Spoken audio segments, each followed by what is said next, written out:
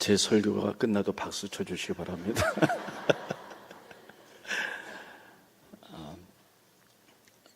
여름이 끝났습니다. 그래서 속회가 이번 주에 개학하는데, 그래서 우리가 기도함으로 가을을 열기 위하여 내일부터 금요일까지 5일간 새벽 작정기도 합니다.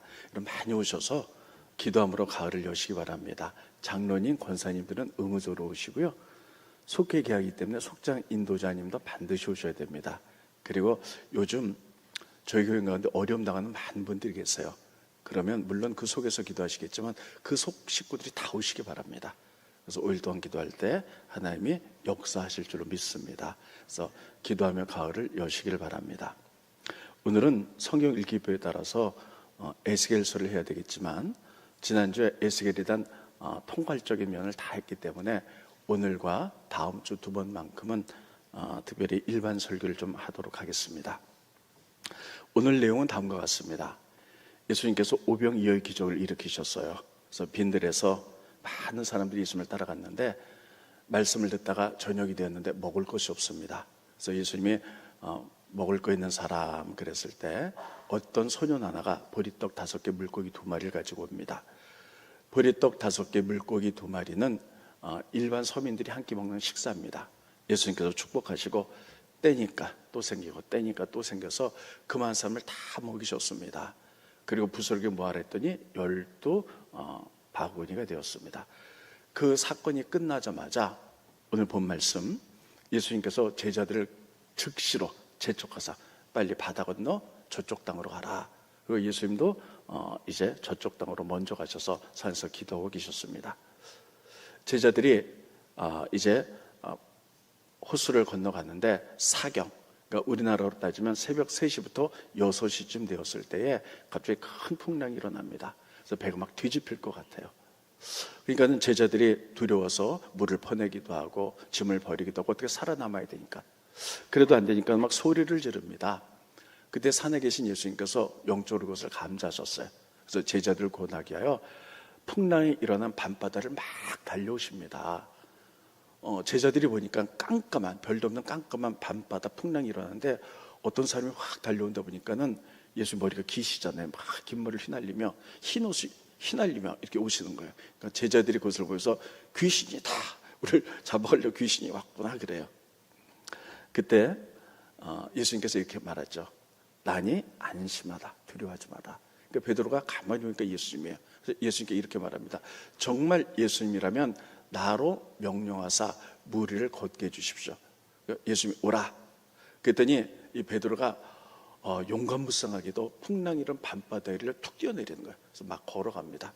한참 걸어가다가 생각해보니까 파도를 보니까 내가 지금 뭐하고 있지? 풍랑이 일어나는데 내가 뭐하고 있지? 의심하다가 그만 빠져들어갑니다. 그때 예수님을 향해서 이렇게 얘기하죠. 나를 구원하소서. 예수님 그 손을 잡아 일으키며 믿음이 적은 자야 왜 의심하느냐 하고는 배 위에 같이 올라가고 풍랑이 멈춰지게 됐다. 그런 것이 오늘 본문의 말씀. 여러분 너무나 잘하는 말씀입니다. 저는 이 말씀을 통해서 여러분들이 오늘 3가지로 말씀을 전하고요. 여러분 환경에 맞는 말씀이 있다면 그 말씀 하나님이 오늘 여러분에게 주시는 말씀인 줄 믿으시고 붙들고 일주일 동안 기도하며 승리하시길 바랍니다. 첫째는 본 말씀을 통해서 깨닫는 것은 예수님께서 즉시로 재촉하사, 촉자가 이상했어. 제자들을 건너게 하셨을까? 자, 스크린 보시죠. 네. 오늘 본 말씀 22절 보니까 예수께서 즉시 제자들을 재촉하사 자기가 무리를 보낸 동안에 배를 타고 앞서 건너편으로 가게 하시고, 여러분 왜 예수님이 갑자기 막 즉시로 빨리 가 이렇게 재촉하시고 가게 했을까 하는 문제입니다. 그러기 위해서는 그 앞에 일어난 사건 오병이어의 기적을 봐야 됩니다. 예수님이 보리떡 5개 물고기 2마리를 가지고 그 많은 사람들을 먹였죠. 떼면 또 나오고 떼면 또 나와서 그러면서 다 배불리 먹었습니다. 그것을 본 사람들이 예수님을 왕으로 삼고자 했어요. 야, 저분 보니까 보통 사람이 아니에요. 저 사람 보면 기적을 일으켜. 저분이 우리의 왕이 된다면 우리는 잘 먹고 잘 살 수 있을 거야. 또 저분은 능력의 분이라서 힘을 가지고 우리가 로마의 지배를 받는데 로마를 물리치고 해방시켜 줄 거야. 그들이 그런 생각을 가졌다는 거예요. 여러분, 예수님이 이 땅에 오신 목적이 뭡니까? 우리를 구원하기 위해서 오셨어요. 그리고 두 번째는 구원받은 다음에 우리의 삶을 통해 하나님 나를 세우고 오셨어요. 그런데 거기랑 동떨어진 생각을 하는 거예요. 동떨어진 생각. 예수님이 기적을 보고 야, 저분이 왕이 되면 좋겠어. 그러면 우리를 잘 먹일 경제적인 대통령이 될 거야. 이렇게 엉뚱하게 오해를 하고 있었다는 거예요. 스크린 보십니다. 요한복음 6장 15절에 보면 그러므로 예수께서 그들이 와서 자기를 억지로 붙들어 왕으로 삼은 줄 아시고 다시 혼자 산으로 떠나가시더라. 예수님 오신 목적 그들이 모르고요, 엉뚱하게 예수님을 인간의 왕으로 삼으려고 했던 거예요. 그러니까 예수님이 오신 목적과 전혀 다르기 때문에 오해돼서 그거 아니야. 여러분, 그때 사람들도 그랬고 제자들도 그랬어요. 제자들도 너무 기쁨에 지금 들떠 있었습니다. 야, 예수님 봐, 떡을 떼니까 고기를 떼니까 또 생기고 또 생기고 또 생기고 저 사람 다 먹였어. 아직도 제자들이 예수님이 누군지를 정확히 알지를 못했어요. 그리고 예수님을 보니까 많은 사람을 먹이고 그리고 죽은 자도 살리고 기적을 일으키는 거 보면 야, 저분이 왕이 된다면 우리들이 그분에 대해서 크게 출세할 수 있어. 세속적인 야망과 세속적인 야욕 속에서 예수님을 따라다녔어요. 예수님의 제자들도 그 많은 사람들도 기적을 청하면서 예수님이 오신 목적을 오해하고 잘못 알고 있었다는 거예요. 그래서 예수님이 그거 아니야, 빨리 여기 떠나 하고 재촉하신 것을 알 수가 있습니다. 여러분, 우리는 이것을 통해서 예수님이 성경에 보면 많은 기적을 행하세요. 왜 기적을 행하셨는지를 우리는 이유를 알아야 됩니다. 여러분, 오늘 본 말씀도 예수님이 기적을 행하셨잖아요. 오병이어의 기적, 그리고 밤바다를 막 걷는 기적, 이런 것들을 행하셨죠. 사람들은 이 기적을 보면요, 기적 속에 함몰돼 버리고 말아요. 예수님 기적 베푸시는 분, 야, 예수님 따라가면 기적이 일어나. 근데 성경을 자세히 보면 예수님이 기적을 베푸셨을 때는 다 이유가 있어요. 그 이유가 뭐냐면 단순히 기적이 아니라 그것을 통해서 예수님이 메시아임을 나타내신 거예요. 그들에게 믿음을 주기 위해서 기적을 베푸셨다고 성경은 그렇게 기록하고 있어요. 우리가 예수의 첫 번째 기적이 무엇이냐면 물을 가지고 포도주를 만드는 거예요. 이런 물을 가지고 포도주를 만들었어요. 그러니까 사람들이 깜짝 놀라요. 근데 성경은 물을 가지고 포도주를 만든 목적, 그 기적의 목적은 성경 그것을 기적이라고 하지 않고 표적이라 그래요. 표적은 뭐냐면 사인이에요. 아, 저거는 예수님이 저 기적을 통해서 하나님의 아들 메시아라는 사인을 준 거예요. 그래서 그것을 통해서 사람들이 믿었더라. 이것 때문에 기적을 행한 거예요. 스크린 보십니다. 요한복음 2장 11절에 보면 예수께서 이 처음 표적, 물을 가지고 포도주를 만든 것을 성경은 기적이라고 말하지 않아요. 표적. 여러분, 집에 가서 성경 찾아보면 표적하고 1번 쓰고 밑에 각주를 보면 사인이라는 거예요. 이런 기적을 통하여 예수님이 메시아, 하나님의 아들이라는 사인을 보냈다는 거예요. 이게 사인이라는 거예요. 이거를 통하여. 그래서 결론은 뭐냐? 갈릴리 가나에서 행하여 그 영광을 나타냈지만 제자들이 그를 믿으니라. 많은 사람들이 그래, 저런 기적을 행하시는 걸 보니까 저건 하나님의 아들이야, 메시아야, 이 사인이라는 거예요. 오늘 본 말씀도 마찬가지입니다. 예수님이 오병이어의 기적을 일으켰죠. 그리고 밤바다를 막 걸으셨어요. 이것을 행하신 목적은 뭔가? 그것을 통해 내가 메시아다. 그리고 그것을 통해 제자들이 예수님이 하나님의 아들임을 믿게 만들기 위하여 이런 기적을 베푸셨다고 성경이 기록하고 있어요. 스크린 보십니다. 오늘 본 말씀입니다. 마태복음 14장 33절에 보면 배에 있는 사람들이, 제자들이 예수께 절하며 이르되 진실로 하나님의 아들이로소이다 하더라. 이 기적을 사인, 표적. 아, 하나님의 아들이니까 저렇게 행했지. 이것을 통하여 믿게 만들기 위하여서. 이게 기적의 목적이었어요. 근데 여러분, 우리는 어떤가요? 성경에 보면 많은 기적이 있었고 이 시대에 우리도 기적이 필요합니다. 제가 지난주에 정말 이런 기도를 해봤습니다. 저에게 갑자기 환자들이 많아졌어요. 요즘은 환경이 많이 나쁘고 열악하고 그리고 스트레스가 많고 먹거리가 많이 이제 타락했기 때문에 많은 사람이 질병에 걸립니다. 지난주에도 안 좋은 소식이 몇 개 있었어요. 그래서 하나님께 기도하면서 하나님, 저분들 낫게 해주세요. 기적을 베풀어 주세요. 우리에게 기적이 필요합니다. 이렇게 기도한 적이 있습니다. 근데 여러분, 우리는 기적을 하나님께 요구해요. 근데 그 기적을 요구하는 게 뭐냐? 우리의 욕구, 우리의 욕망을 이루기 위해서요. 근데 성경은 그렇게 말하지 않아요. 이 기적은 사인이다. 예수 그리스도가 하나님의 아들임을 사인이고, 이 기적을 통해서 예수님을 믿게 하려는 목적이 있다라고 이렇게 말하는 거예요. 그래서 기도하다가 저는 지난주에 이 말씀을 보면서 기도를 바꿨습니다. 하나님, 저들을 치료하셔서 그 치료하신 분이 예수님이고 예수님이 하나님의 아들임을 드러내 주십시오. 이렇게 기도가 바뀌었어요. 여러분, 많은 사람들이 기적을, 그동안에 성경에 보면 많은 기적이 있고 기적들을 요구해요. 그런데 이 기적을 통해서 하시고자 하는 하나님의 뜻과 목적과 계획을 알지 못한다면 그냥 기적 속에 함몰돼 버리고 말아요. 하나님은 기적 베푸는 분, 교회 다니는 게 어떤 기적을 행하기, 우리가 기적을 체험하기 위해서, 이게 목적이 아니잖아요. 성경은 분명히 이런 기적을 통해서 예수 그리스도가 하나님의 아들임을 알게 하려고 했던 것이다. 여러분, 이것을 잊지 마시기를 예수님의 이름으로 축원드리겠습니다. 그래서 우리가 기도할 때도요, 하나님 무조건 낫게 달라, 기적을 체험해 달라는 것이 아니라 이것을 통해서 제가 나음으로 말미암아 이제 저를 낫게 하신 분이 하나님의 아들 메시아임을 드러내게 해주십시오. 많은 사람들이 그것을 통해 알게 해주십시오. 이렇게 바뀔 수 있기를 예수님의 이름으로 축원드리겠습니다. 오늘 성경은 오늘 우리들에게 이런 것들을 말씀하겠어요. 두 번째, 본 말씀을 통해서 깨닫는 것은, 여러분, 오늘 이런 것입니다. 예수님이 제자들을 고난해서 밤바다 위를, 푸네 있는 밤바다를 막 뛰어오셨어요.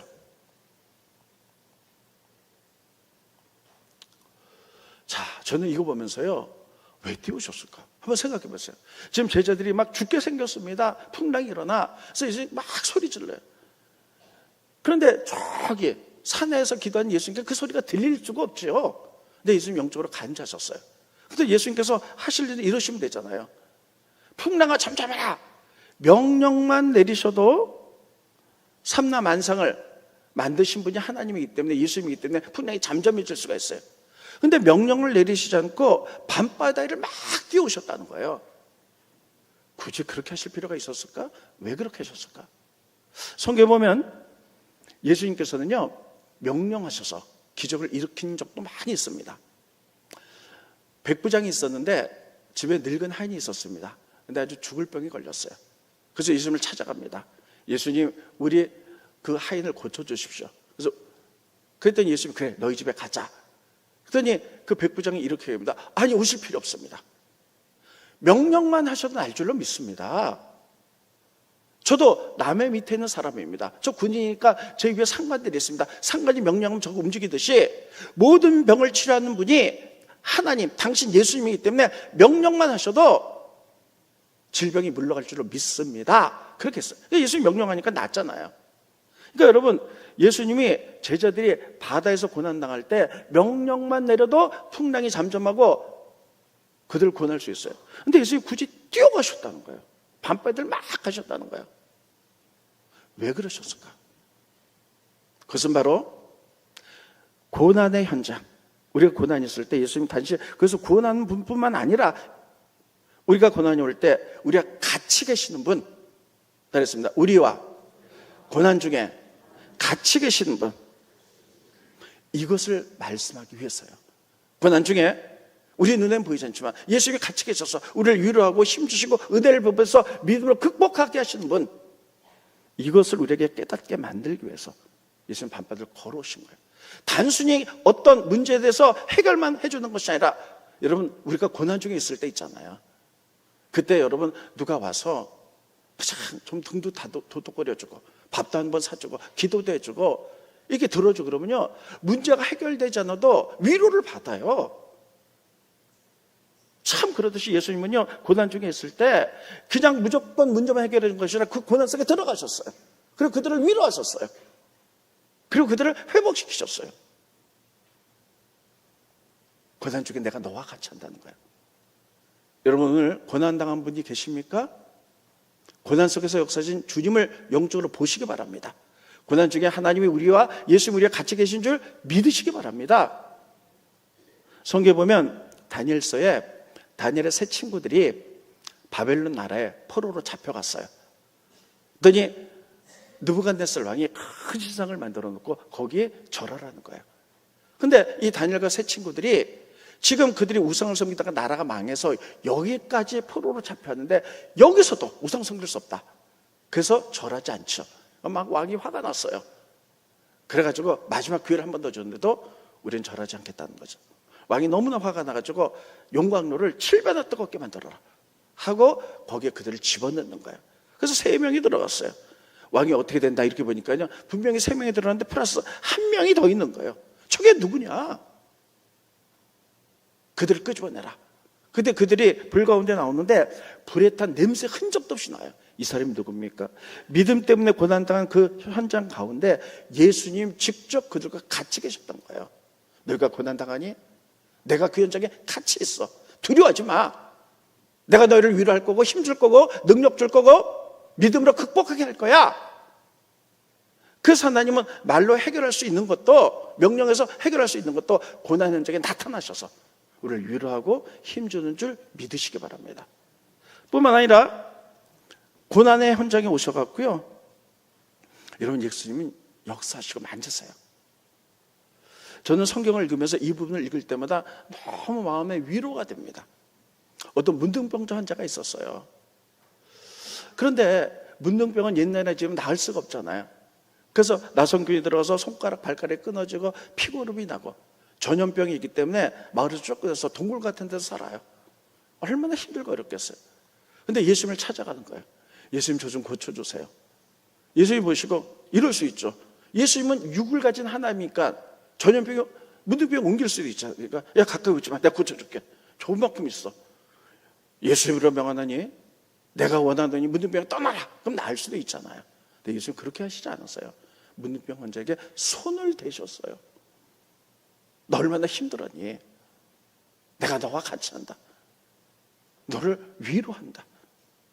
그래서 내가 원하는 깨끗함을 받으라. 그래서 그가 낫는 장면이 나옵니다. 스크린 보시죠. 마태복음 8장 3절에 보면 예수께서 손을 내밀어 그에게 대심에 이르시되 내가 원하나니 깨끗함을 받으라 하시니 즉시 그의 나병이 깨끗하여진지라. 여기 보면 손을 내밀어 그에게 대시니 그거 없어도 돼요. 예수님이 말로 내가 원하는 깨끗함을 받으라 이렇게 하셔도 돼요. 근데 예수님이 그 문둥병 환자 손 대면 예수님이 문둥병 옮길 수 있어요. 그 고난당하는 그 사람, 힘들어하는 그 사람에게 환배 손을 댄 것은 내가 너와 같이 한다는 거예요. 고난 중에 혼자 있다고 생각하지 말아라. 내가 너와 같이 한다. 한번 따라해 보겠습니다. 고난 중에 혼자 있다 생각하지 마라. 내가 너와 같이 한다. 얼마나 힘들고 위로가 되겠어요. 여러분, 그래서 예수님께서 바람이 부는 풍랑 속에 명령만 하시지 않고요, 고난당한 그들을 찾아가서 위로하고 힘주시고 고난 중에 내가 같이 있어, 두려워하지 마, 이것을 가르쳐 주시기 위하여 밤바다를 뛰어가셨던 거예요. 그래서 여러분, 고난이 옵니까? 저기 보면 환난 날에 부르짖으라, 기도하라. 그럼 내가 너와 함께 하겠다. 근데 기도하고 그러면요 즉시로 예수님 우리와 같이 고난 중에 있는 줄 믿으시기 바랍니다. 그래서 오늘 본 말씀 보면요 즉시라는 말이 3번이 나와요. 스크린 보십니다. 마태복음 14장 20절에 보면 예수께서 즉시로 넘겨주시고요, 14장 27절에 보면 예수께서 즉시로 이르시되 넘겨주시고요, 31절에 보면 예수께서 즉시 손을 내밀어 그를 붙잡으시며 이르시되 믿음이 적은 자야 왜 의심하느냐. 즉시 3번이 나와요. 고난 중에 있습니까? 하나님께 부르짖으세요. 그러면 즉시로 예수님이 우리와 같이 고난 중에 동행하시며 우리를 위로하시며 힘주시며 우리를 믿음으로 극복하고 이기게 할 줄로 믿습니다. 여러분, 고난 중에 있으면요 기도하잖아요. 교회에서 기도하잖아요. 근데 그럼 세상에 아무것도 안 변해서 고난은 계속 있어요. 근데 기도하면요 이상한 마음에 평강이 와요. 위로가 갖고요 그 환경을 이겨낼 수가 있는 거예요. 이게 기도의 유익입니다. 왜 기도하는데 힘이 생깁니까? 왜 기도하는데 은혜가 됩니까?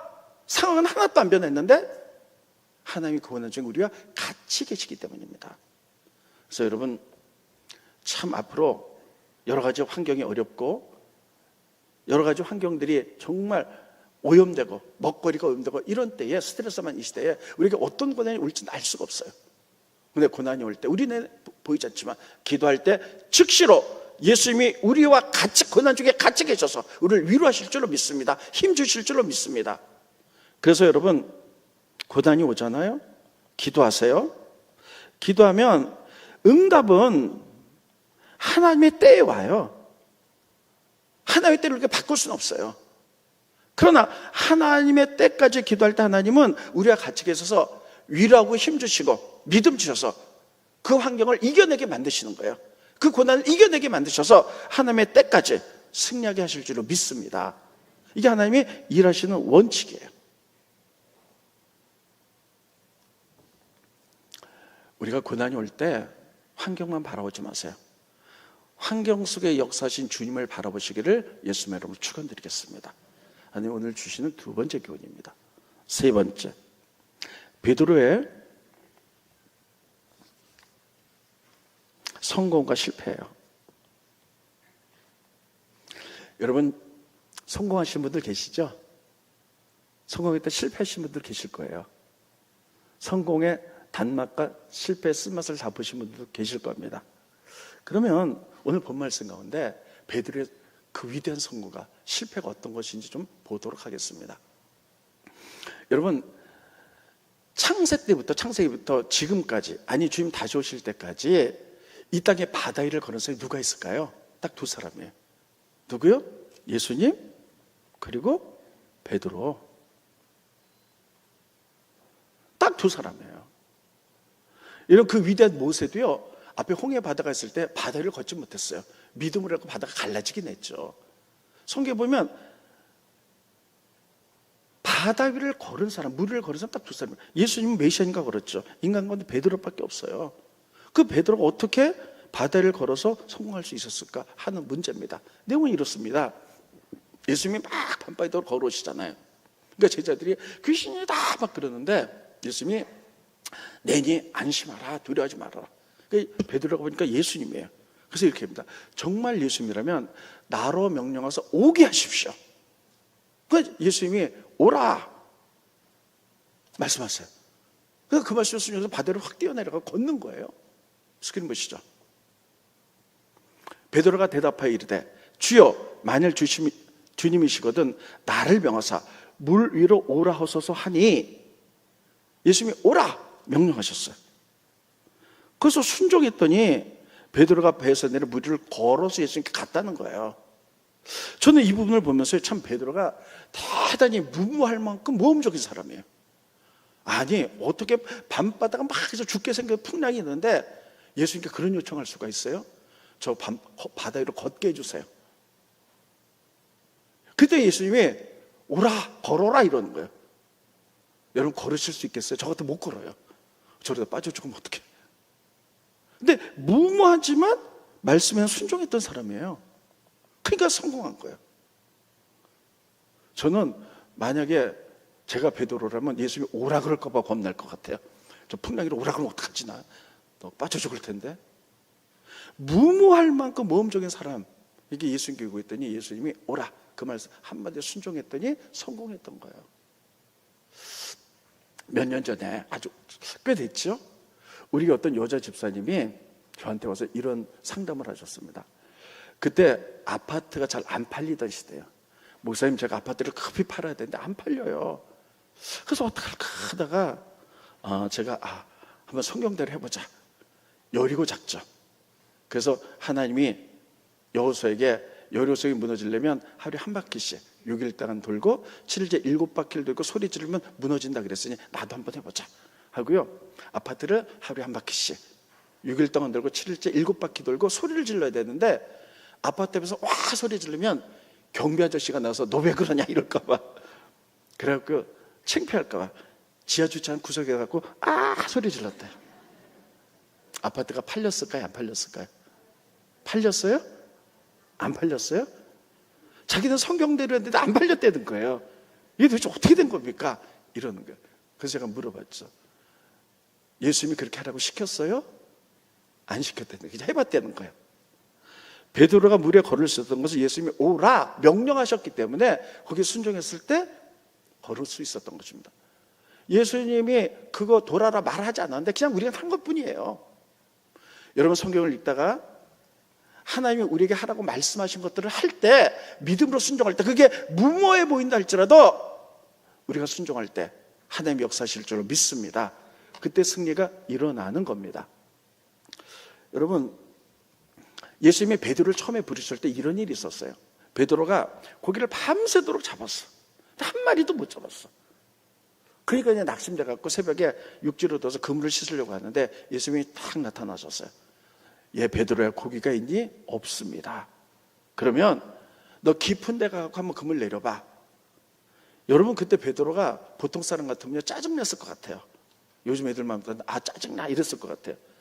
내가 어부로서 밤에 몇 시 어디 가면 고기가 있는 줄 다 아는데 한 마리도 못 잡았는데 당신이 그런다고 내가 고기를 잡힐 것 같아요? 가세요 이럴 것 같아요.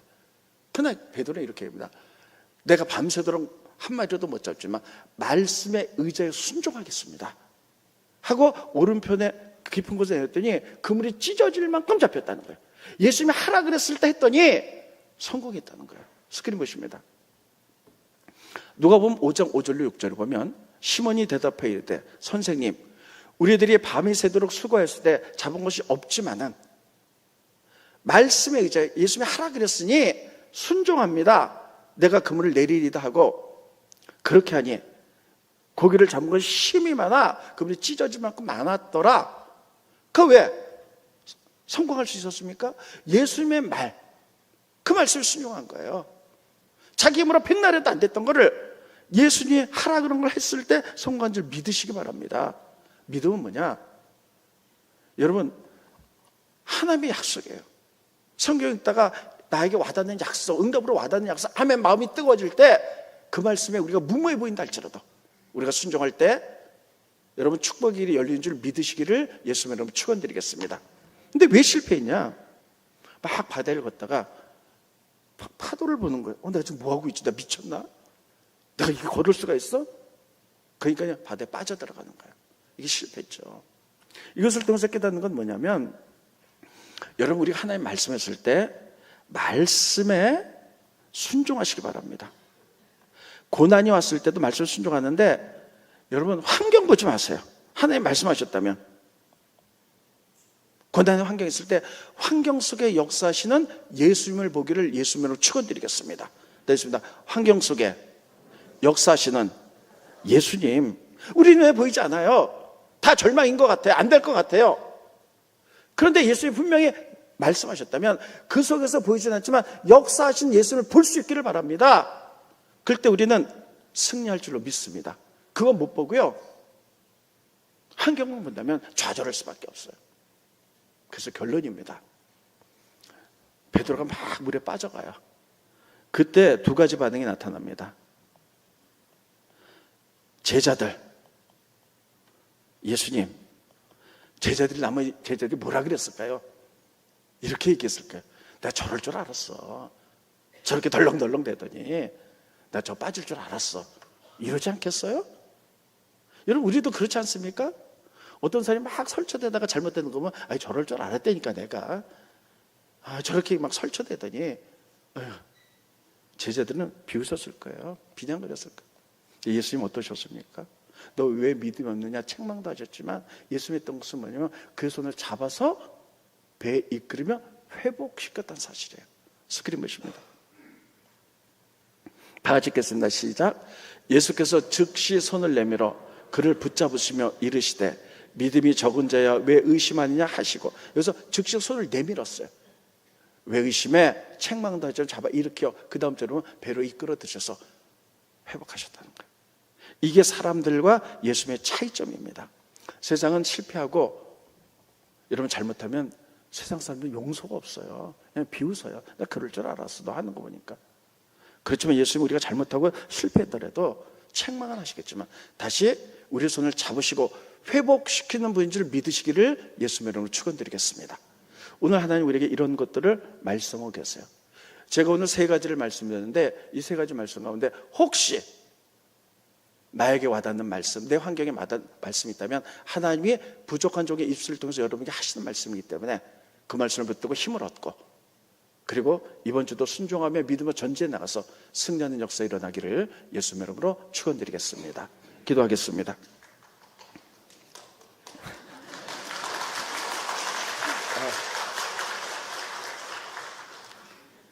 잊어버리고 있었는데 죄송합니다. 갑자기 제가 너무 당황스러워갖고 다음 주도 쳐주세요. 기도하겠습니다. 하나님 말씀에 무모해 보여도 순종하기 원합니다. 어려운 환경에 왔을 때 낙심하지 않게 하게 하시고, 그 고난 속에서 역사하신 하나님을 보기를 원합니다. 믿음으로 전지에 나갈 수 있도록 도와주시고, 우리가 계속 승리하며, 또 실패했다 할지라도 세상 사람은 비웃고 정죄하지만 예수님은 우리의 손을 잡으시고 다시 일으켜 세우시는 분이라는 기억해보며, 예수님만 바라보며 승리하는 저희들, 회복하는 저희들, 고난 중에 주의 이름을 불러서 위로받고 힘없고 능력받아 믿음을 극복하는 저희들 되갈 수 있도록 복 내려 주시옵소서. 예수님의 이름으로 간절히 기도하옵나이다. 아멘.